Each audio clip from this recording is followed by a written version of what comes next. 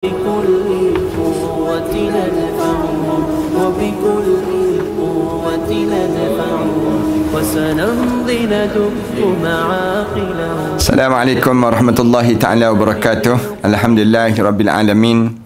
Wassalatu wassalamu ala asyrafil anbiya'i wal mursalin wa ala alihi wa sahbihi ajma'in.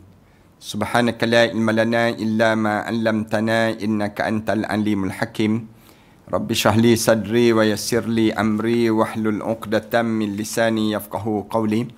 Rabbi yassir wa la tu'assir wa tammim bil khair, amma ba'd. Alhamdulillah, kita syukur pada Allah.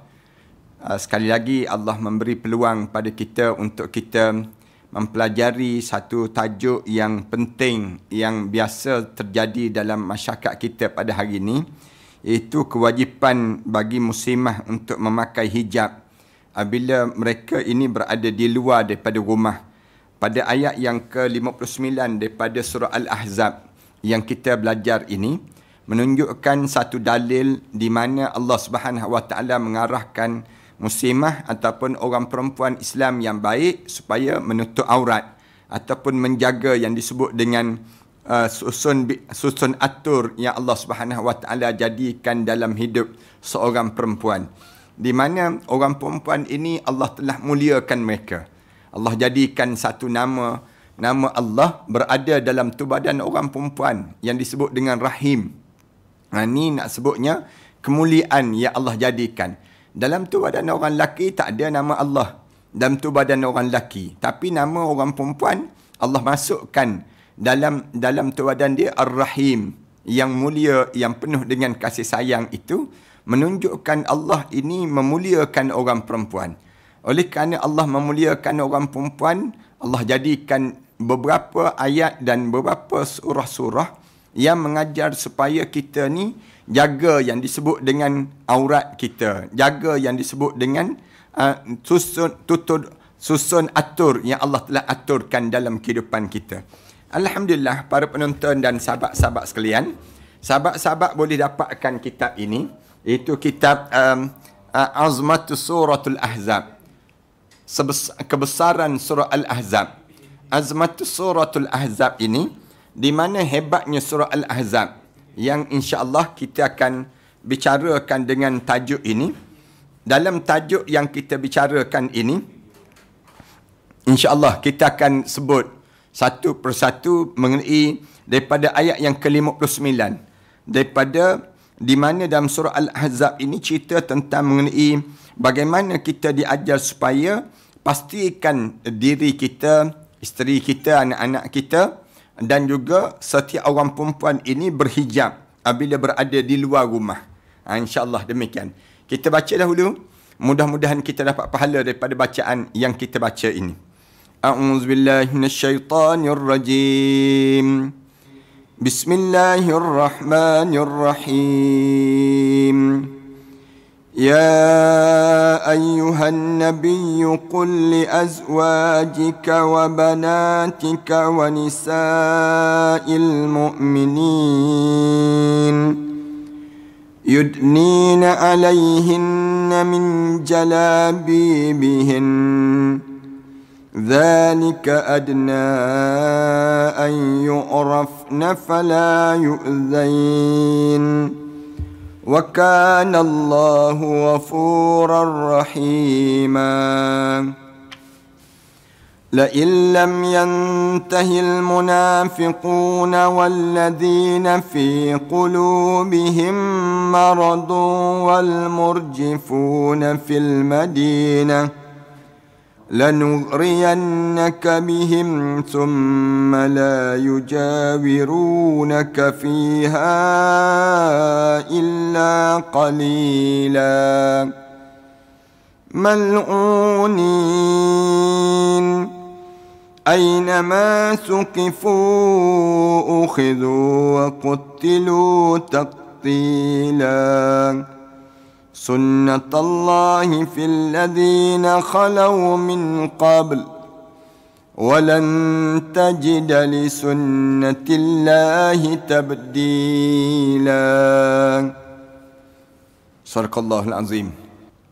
Daripada ayat ayat yang ke-59 sampailah ayat yang ke-62. Kita baca sebentar tadi. Tuan-tuan boleh je dapatkan dalam tafsir dan buka tafsir ni, dan kita akan jumpa ayat ya ayyuhan nabi. Allah mulakan dengan ayat wahai nabi, kulli azwajika, sebutlah kepada isteri-isteri kamu, kulli azwajika wa banatika, dan anak-anak perempuan kamu, wa nisa'il mu'minin, dan perempuan-perempuan Islam yang mukmin itu. Ni sebut demikian. Seolah-olah bila kita dengar ayat ni, macam Allah nak bagi tahu pada Rasulullah sallallahu alaihi wasallam, tolong sebutlah pada mereka, pada isteri kamu, kepada yang disebut dengan anak-anak perempuan kamu, ataupun mana-mana orang perempuan Islam atas dunia. Dengar, Allah sendiri nak sebut ni kepada mereka ini. Apa benda yang Allah nak sebut? Yudnina alaihinna min jalabibihinna. Supaya mereka ni melabuhkan pakaian bagi menutup seluruh tu badannya semasa mereka keluar daripada rumah. Mereka keluar daripada batasan aurat, rumah ni aurat. Kemudian bila dia keluar je daripada rumah, tutuplah yudnina alaihinna min jalabibihinna.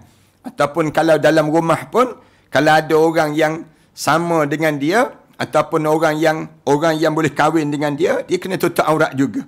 Dzalika adna an yu'rafna fala yu'zain.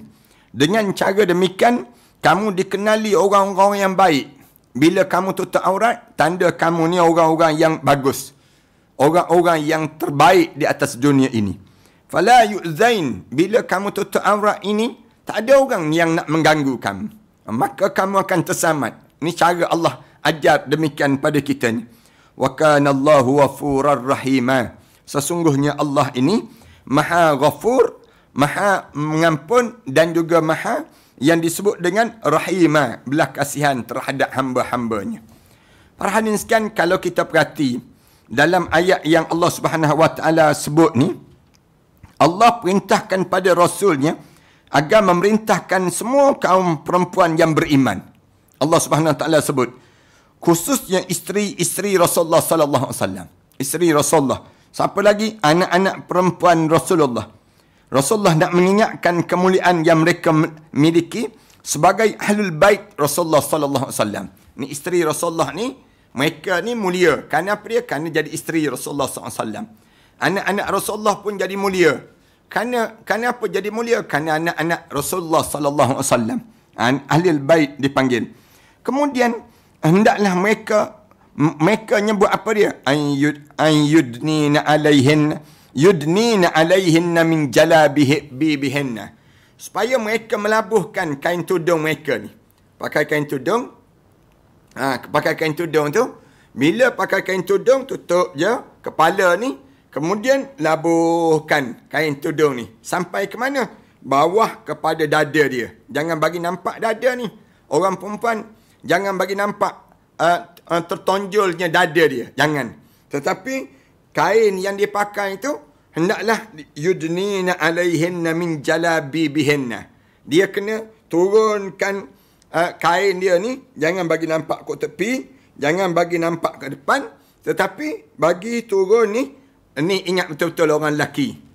Ni Allah ajar pada kita, bagi tahu pada isteri kita, bagi tahu pada anak perempuan kita, bila nak pakai tudung, yudnina alaihinna min jalabibihinna. Turunkan kain tudung tu bawah kepada buah dada dia. Dada yang ada tu. Kemudian turun bawah sampai mana? Sampai bawah, kalau boleh sampai pada tahap perut. Orang tak nampak dah dada yang dimiliki oleh isteri dia, ataupun yang dimiliki oleh yang disebut dengan keluarga dia ni. Yang dimiliki oleh isteri dan anak-anak perempuan dia ni sendiri. Yang ni Islam ajar cara demikian. Bila pakai kain tudung je, turunkan. Yudnina alaihinna min jalabibihinna. Kenapa kena turunkan kain tudung ni? An yu'rafna. Supaya dikenali berbeza di antara orang lelaki. Dikenali berbeza di antara orang yang disebut dengan orang mukminat dengan orang yang tidak mukminat. Orang mukminat ni maknanya orang yang hidup dia dalam keadaan yang terjaga pada diri dia. Terjaga tubuh badan dia, terjaga yang disebut dengan gambaran kehidupan dia ni. Tubuh badan dia tu sentiasa dalam keadaan yang dianya sentiasa jaga aurat tubuh badan dia ni. Start daripada atas kepala ni sampai dah bawah kepada bawah kain tudung, bawah kepada yang disebut dengan kain tudung yang dipakai dan dimiliki olehnya tersebut. Tu cara demikianlah. Saya nak tunjuk pun tak ada kain tudung ni. Kalau ada kain tudung saya boleh tunjuk. Maknanya turun ni sampai yang disebut dengan bawah sampai pada perut. Senang ceritanya. Di kalangan kita jangan ada orang pakai kain tudung zaman-zaman dahulu. Orang kita ni letak serkup di atas kepala. Orang bagi tahu tak betul lagi tu. Serkup atas kepala ni kena buat macam mana? Kena bawah. Dia pun ikat kat bawah. Orang perempuan kita kan. Dia ikat kat bawah. Mula-mula dia ikat kat belakang. Kemudian orang kata tak boleh. Nampak juga tengkuk. Dia pun ikat bawah tengkuk. Kemudian orang tegur lagi. Tak boleh. Bawah tengkuk pun tak boleh juga. Kena bawahkan lagi. Dia pun turunkan sikit. Tutup ni. Di tengkuk dia saja. Kemudian kita kata tak betul lagi. Pakai kain tudung tu kecil je. Kecil je kain tudung. Dia jadi demikian. Macam kain sapu tangan je yang dipakai tersebut. Kemudian bila demikian orang kata tak betul lagi. Dia pun besarkan sikit. Turunkan lagi. Tapi atas dada dia. Atas dada tak boleh lagi. Orang perempuan atas dada ni tak boleh lagi. Nampak ketulan dada dia ni. Bonjolan dada dia tadi. Dia kena turun bawah pada.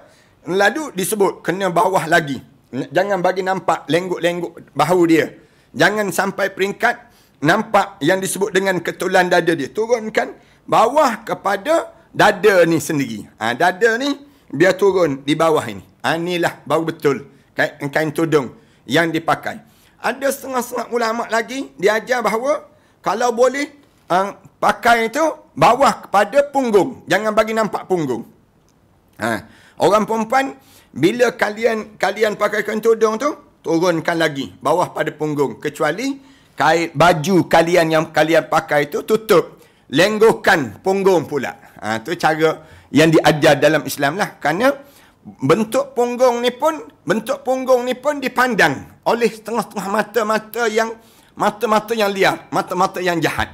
Bukan zaman kita je, zaman Rasulullah sallallahu alaihi wasallam dahulu pun terjadi dah perkara demikian. Allah suruh jadikan demikian. Kemudian hendaklah kamu menjulurkan jilbab kamu tu di seluruh tu badan kamu agar mereka berbeza dengan kaum jahiliyah, wanita kaum jahiliyah dan perempuan-perempuan yang tak ada nilai agama dalam hidup mereka tersebut. Jilbab ni ataupun jalabi bihinna ni, Al-Hasan Basri, Ibrahim An-Nakhai dan Atta Al-Khurasani serta yang lain-lainnya bukan hanya seorang, dan kalau sekarang sama kedudukan dengan kain sarung. Sama dipanggil demikian. Apa yang dikatakan oleh Ibn Mas'ud, Ubadah, Qatadah dan Atta dan lain-lain yang bukan hanya seorang, dan kalau sekarang sama kedudukan dengan kain sarung. Al-Jauhari mengatakan bahawa jilbab adalah kain penutup. Kalau disebut jilbab ni kain penutup yang ditutup ni, kemudian diturunkan di bawah kepada bawah pada dagu, kemudian bawah pada yang disebut dengan dagu, dan juga sebelah kanan dan sebelah kiri kita ni. Ni sebelah dua-dua ni. Kemudian tutup lagi. Jangan bagi nampak dada ni, kemudian turun bawah kepada perut dia. Tu kalau sekiranya dia duduklah, kalau dia berjalan berdiri, dan kalau bentuk punggung dia ni nampak, maka hendaklah ditutup bentuk punggung ni sekali. Kalau ada pakaian lain pula, yang kedua itu baju yang dilonggarkan supaya tak nampak bentuk punggung ni pun dibenarkan dalam Islam. Ali bin Abu Talib telah meriwayatkan daripada Ibnu Abbas bahawa Allah memerintah semua kaum wanita yang beriman apabila mereka nak keluar daripada rumah untuk satu keperluan, hendaklah mereka menutup wajah mereka. Dimulai daripada kepala mereka dengan kain jilbab, dan hanya diperbolehkan menampakkan sebelah matanya sahaja. Itu Sayyidina Ali karamallahu wajhahu lah. Dia sebut sebaik-baiknya perempuan ni kalau dia nak keluar daripada rumah, tutup semua. Kecuali nampak mata je. Maknanya pakailah niqab. Pakai niqab sampai tahap ini. Sayyidina Ali dia ajar demikian. Supaya orang perempuan ni nampak mata dia. Bila dia keluar aja, orang tak tengok muka dia. Sayyidina Ali karamallahu wajhahu disebut demikian. Kemudian Muhammad bin Sirin mengatakan bahawa ia pernah bertanya pada Ubadah al-Salman tentang makna firman Allah, hendaklah menghulurkan jilbab ke seluruh tubuh badan. Ini Al-Ahzab ayat yang ke-59 ini. Maka Ubadah al-Salmani menutup wajah dan mukanya serta menampakkan mata kirinya, yakni memperagakan sebelah mata. Mata ni nampak, tapi sampai di hidung ni pakai, dipanggil niqab. Yang kebanyakan ulama demikianlah. Ikrimah mengatakan demikian.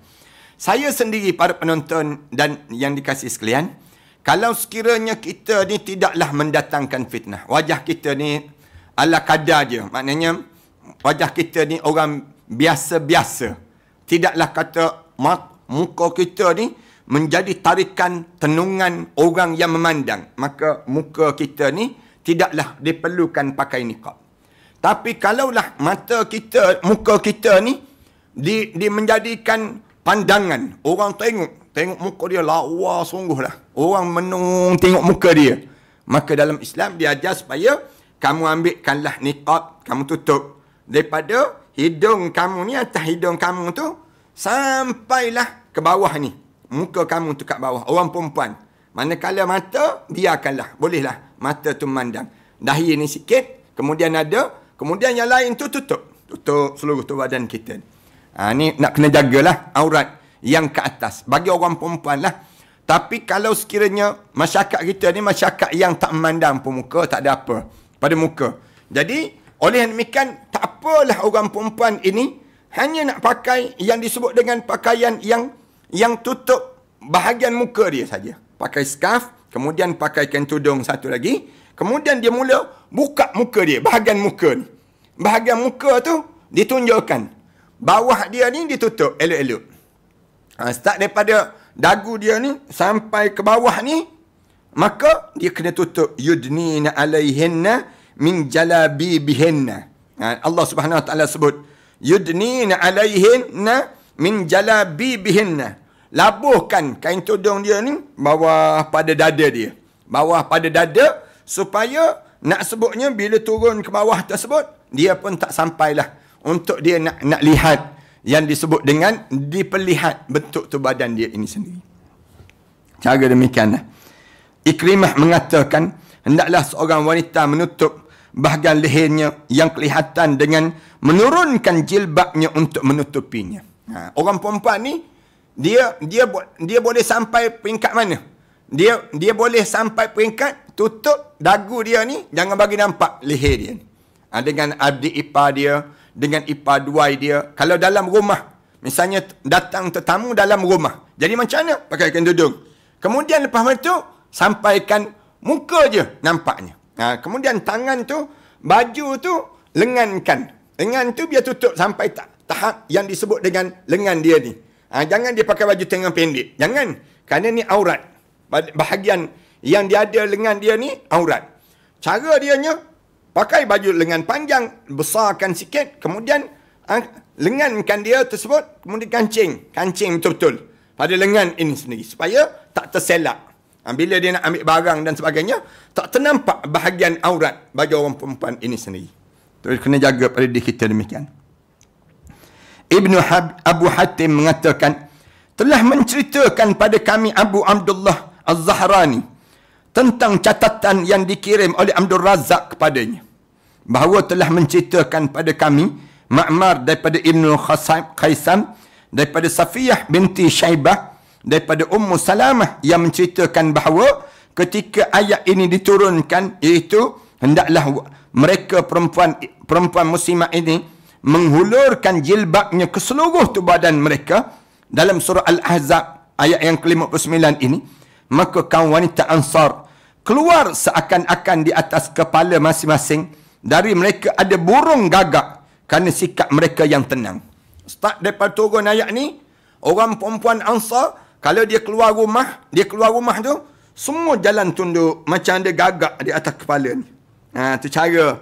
Bila turun ayat ni, semua jadi beradab, jadi cantik, jadi berakhlak, masing-masing dalam keadaan tersusun. Dalam keadaan tersusun cara mereka ini. Kemudian bila mereka turun saja, kemudian mereka dalam keadaan keluar daripada rumah tu, dalam nampak sopan di kalangan mereka. Kaum wanita Ansar, pakaian mereka, sedangkan mereka memakai pakaian warna hitam. Bila keluar je, tak warna-warni, warna hitam je. Cara mereka di waktu itu. Ibnu Abu Hatim mengatakan, telah menceritakan pada kami, ayahku telah menceritakan pada kami, Abu Saleh telah menceritakan pada Al-Lis, menceritakan pada kami Yunus bin Ibn Yazid, yang mengatakan bahawa ia pernah bertanya pada Az-Zuhri, apakah budak perempuan diharuskan memakai kerudung, baik dia telah bersuami ataupun belum? Dia tanya pada Az-Zuhri, wahai Az-Zuhri, orang perempuan ni yang belum kahwin dan yang telah kahwin ni kena pakaikan tudung ke? Tudung je sampai pada parah seperut di kalangan mereka ini. Lalu Az-Zuhri menjawab, jika ia telah kahwin, diwajibkan memakai kain tudung. Dan dilarang baginya memakai jilbab, kerana makruh baginya menyerupakan diri dengan wanita merdeka yang memeliharakan kehormatannya. Allah Ta'ala telah berfirman, ya ayuhan nabi, qul li azwajika wa banatika wa nisa'il mu'minin yudnin alaihinna min jalabibihinna. Lalu mereka kata, ayat Al-Quran Karim, ya Allah Subhanahu Wa Ta'ala sebut pada isteri-isteri kamu, dan sebut pada anak-anak perempuan kamu, dan wa nisa'il mu'minin yudnin alaihinna min jalabibihinna. Hendaklah labuhkan kain tudung dia tu di bawah pada parah dada dia ni sendiri. Telah diriwayatkan daripada Abu Sufyan As-Sawri, ia pernah mengatakan bahawa tidak mengapa melihat perhiasan kaum wanita kafir zimmi. Katanya mereka, kalau orang kafir zimmi, wanita zimmi, itu tak jadi masalah lah. Dan sesungguhnya hal tersebut dilarang hanyalah kerana dikhawatirkan menimbulkan fitnah, bukan kerana wanita yang terhormat. Sufyan mengatakan demikian dengan mendalilkan firman Allah, wanisa'il mu'minin. Allah guna kalimah wanisa'il mu'minin. Maknanya orang perempuan kafir zimmi yang berada dalam negara Islam, mereka ni kena buat macam mana? Mereka kena pakai kain tudung juga ke? Tak jadi masalah. Yang diwajibkan pada siapa? Diwajibkan pada perempuan yang disebut dengan wanisa'il mu'minin, orang perempuan Islam. Kalau kamu perempuan Islam, kamu tutup aurat, kamu tutup pakai kain tudung. Ni jelas Allah cerita tentang mengenai perkara demikian. Nak ajar pada diri kita ini supaya kita ni jaga pada tubuh badan kita ini sendiri. Zalika adna an yu'rafna fala yu'zain. Kenapa? Bila kamu pakai demikian, boleh beza di antara orang Islam dengan orang yang tidak Islam. Itu cara demikian. Yu'rafna. Mari saya tunjukkan sikit cara orang perempuan ni bila dia pakai kain tudung, bagaimana cara dia. Mari saya nak tunjuk sikit. Ada tak kain tudung? Farhan sekian tengok. Admin. Mana admin? Farhan mana? Ni saya nak tunjuk sikit ni. Ni kain tudung orang perempuan yang panggil Farhan. Ni kain tudung ya. Kita sebut ni kain tudung. Saya nak panggil anak perempuan pun tak boleh. Saya tunjuk sikit terus. Kita pinjam daripada Latinia. Daripada kain tudung orang perempuan yang bila dia nak pakai, kita tunjuk cara dia. Contoh yang mudahnya. Mana yang Farhan?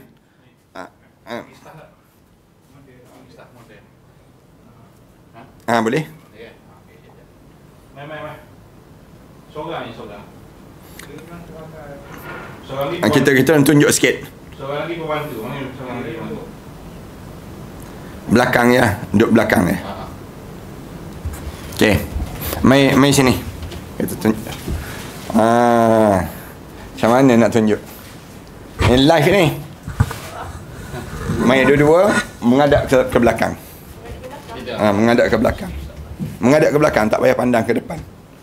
Ke belakang je, dua-dua. Belakang. Boleh? Okey. Okey, kain tudung jemaah nampak tak? Tak nampak. Okey, tak maksud. Jemaah nampak Okey, ni kain tudung kain tudung orang perempuan. Apa yang perlu dipakai pada mereka tersebut ialah mereka mesti labuhkan kain tudung tu bawah pada paras yang disebut dengan dada mereka. Kain tudung ini sendiri. Kita tak tunjukkan muka ni, tapi kita gambarkan keadaan pada mereka ni start daripada kepala turun ke bawah. Dia tak boleh kain tudung ni dia nampakkan, dipanggil apa ni yang disebut dengan ni bahu sebelah kanan sebelah kiri. Dia kena labuhkan lagi, kemudian di bawah kepada tahap di bawah belakang lagi, dia panggil demikian. Kalau dia ada baju dah, dia bolehlah baju tersebut untuk melindungi yang disebut dengan melindungi kepada punggung dia dan juga melindungi punggung. Jangan bagi nampak bentuk punggung.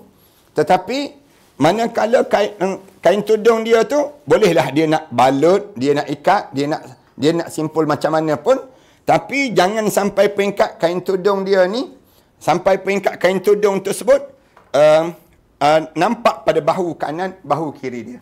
Lalu kain tudung ni diperlukan dipakai begini. Ada. Mai, bantu. Mana lagi? Mana lagi kain? Ni. Mari, seorang lagi. Okey. Cuba pakai kain tudung ni. Dua-dua. Seorang lagi duduk sebelah. Diri sebelah. Diri sebelah lagi. Pandang sebelah sana je. Sebab live ni nampak ni. Okey, ni staff-staff di kalangan kami. Jangan nampak sangat dengan dinding tu. Bayang. Okey. Nampak? Tolak sikit kerusi tu Amir. Mai. Okey, pakai kain tudung tu. Ke siapa? Dua-dua. Ni seorang lagi. Nama apa? Okey, duduk sebelah. Ambil kerusi tu.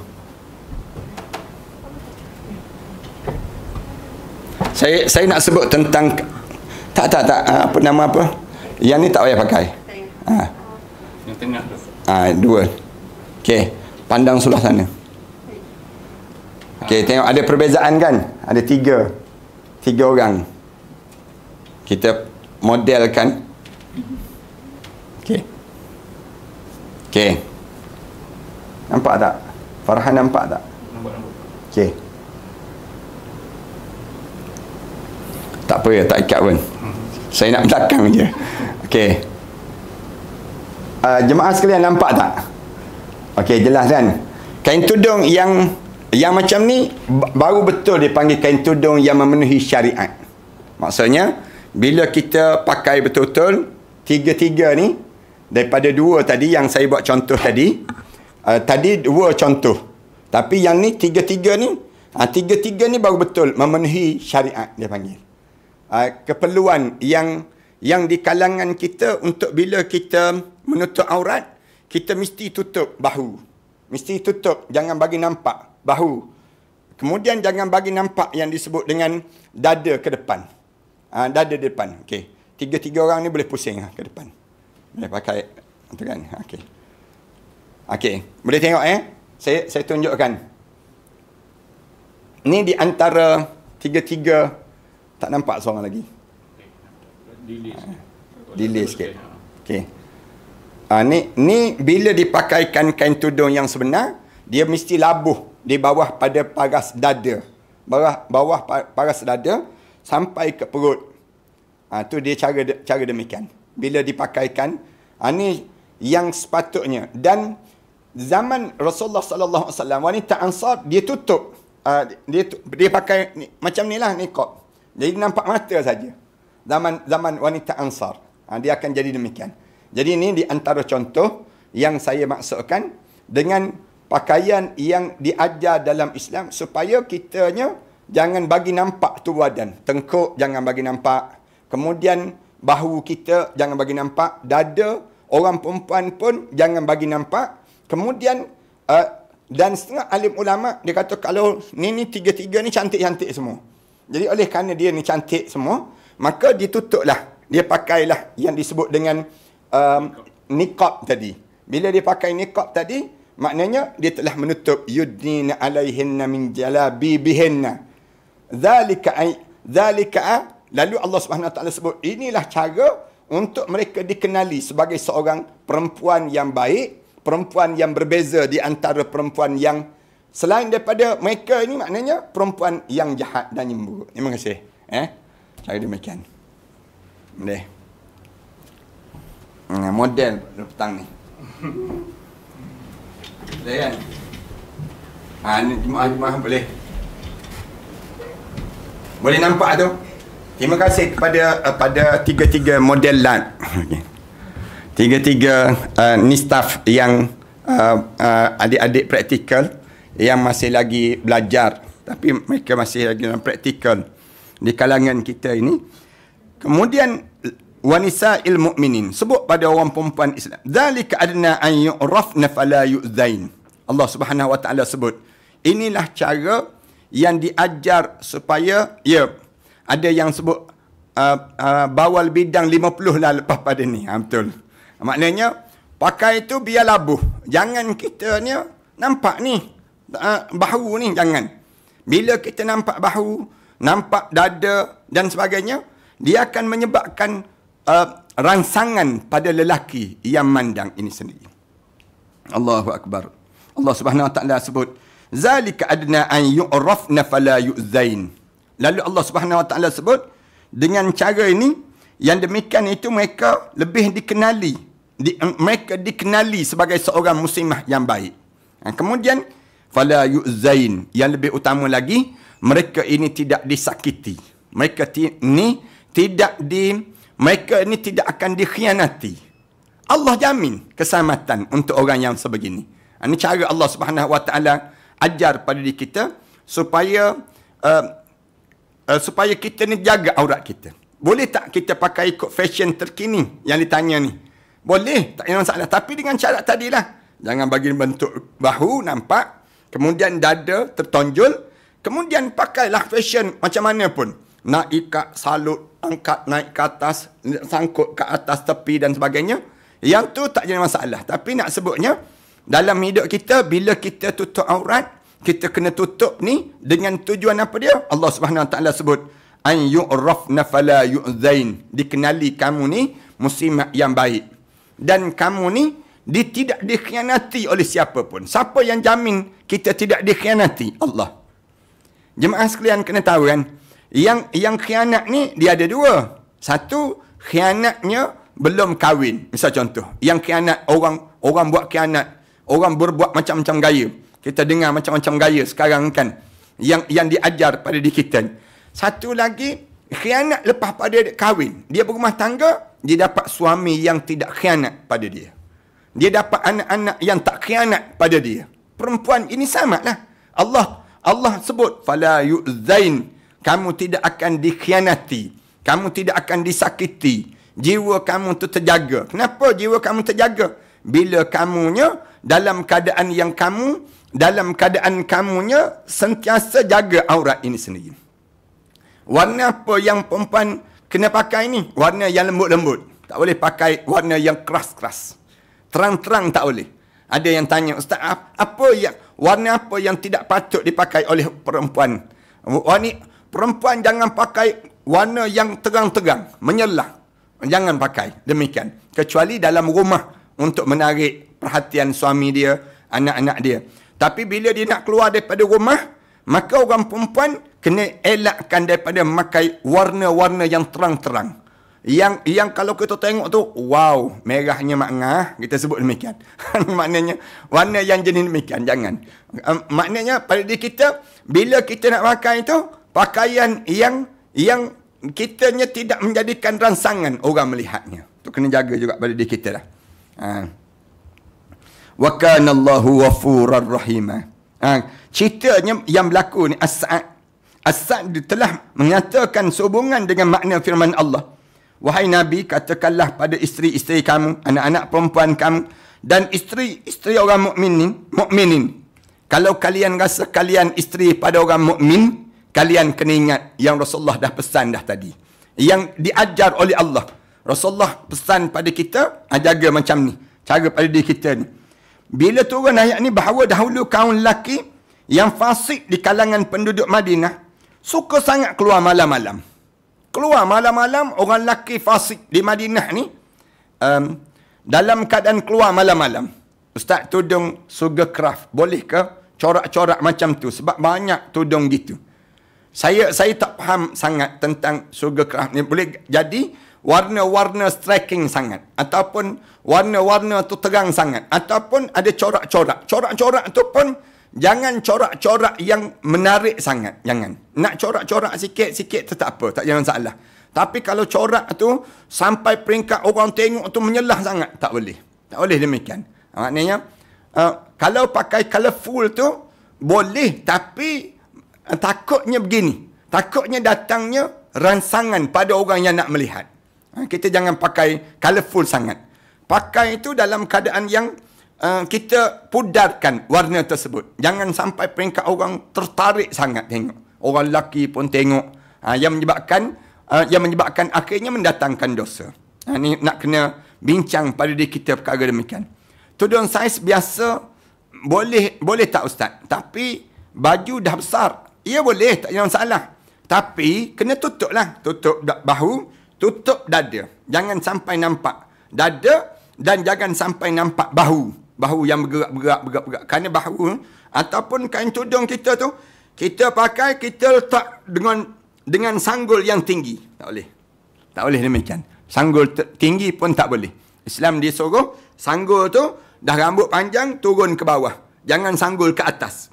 Bila sanggul ke atas, jadi yang disebut dengan bonggol-bonggol unta. Tu pun tak nak juga. Yang disebut diajar dalam Islam ni. Pada diri kita diajar supaya kita jaga demikian.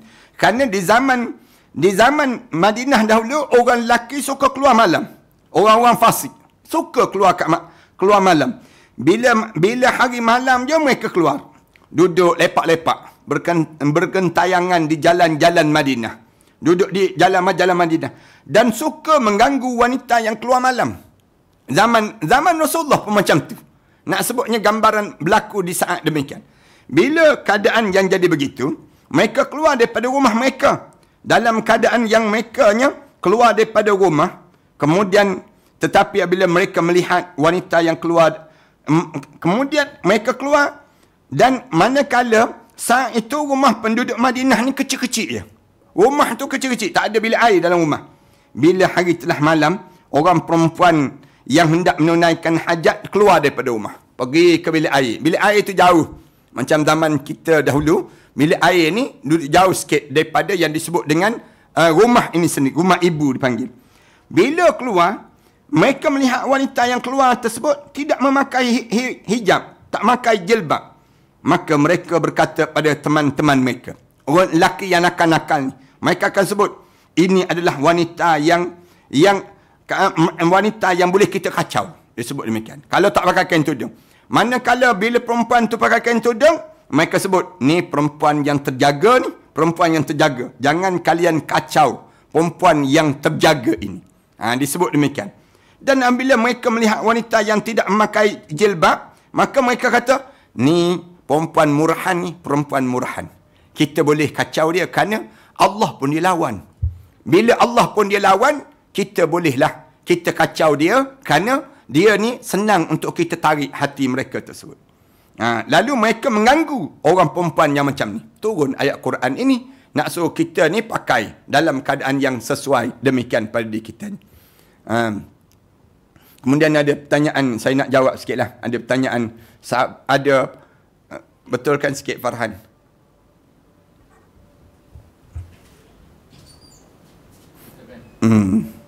Nak tengok ada pertanyaan yang tanya, Ustaz maaf, soalan di luar tajuk dalam Instagram yang tanya. Ada tak, bukan tadi. Ada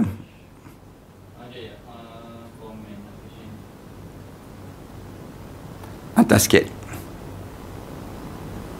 Okey. Luar topik, saya nak tanya bagaimana kalau ada yang terlanjur dengan mengandung lalu mereka berkahwin, adakah anak itu boleh dibintikan bapa kandung dia?